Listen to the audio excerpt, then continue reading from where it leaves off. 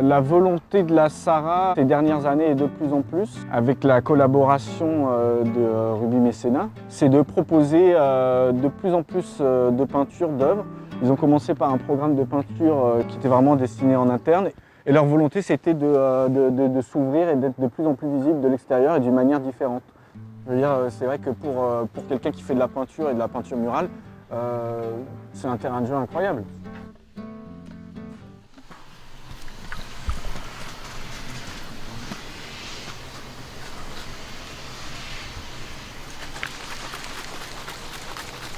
On a commencé par une primaire d'accroche pour avoir une première couche permanente stable. Et puis après, on est venu avec un aplat, un orange en aplat, sur lequel on est revenu en pulvérisation avec d'abord du jaune et ensuite du blanc. L'idée était d'avoir une dominante de blanc, mais que ce soit un fond coloré vibrant. J'aime pas mettre trop d'éléments narratifs dans ma peinture, justement j'aime que ce soit quelque chose d'assez contemplatif, un côté un peu romantique aussi. C'est des feuilles de palmier, en fait moi je travaille sur ce que j'appelle des motifs, comme en textile, comme en musique. En musique on dit qu'on a un motif et qu'on le développe, qu'on brode dessus. Et moi c'est pareil, j'aime m'inspirer des motifs naturels. La forme des nuages, la forme des roches, les vagues et bien entendu l'élément végétal qui m'inspire beaucoup. Et dans le végétal, chaque plante a son motif qui se répète comme ça. Et en fait, cette peinture, j'aimerais qu'on la voie autant comme un paysage que comme un motif répété. Pour parler très trivialement de ce qu'on pourrait retrouver, je ne sais pas, sur un papier peint ou sur ce genre de choses-là. Et pour moi, c'est un support. C'est un support à la rêverie, c'est un support à la contemplation, un échappatoire. Et d'autant plus quand on est coincé dans les embouteillages, je pense qu'on a le temps de partir loin. À chaque fois que je fais un projet comme ça, d'une certaine manière, j'apprends, je modifie les mises en œuvre. Par exemple, j'ai dû sourcer des peintures avec lesquelles je ne travaillais pas forcément.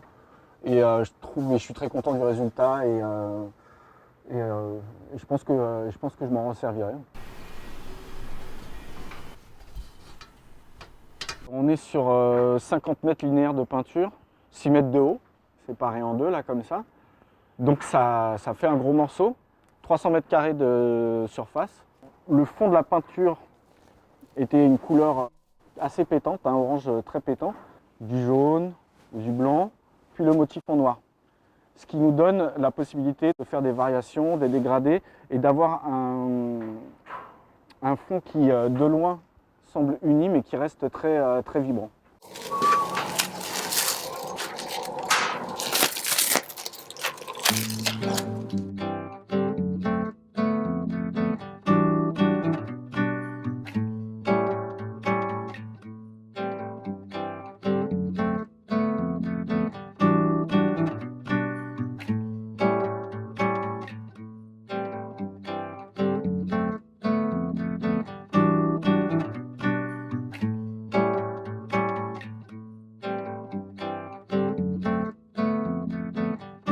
Je trouve ça exceptionnellement bien, parce que d'abord ça sort de l'ordinaire.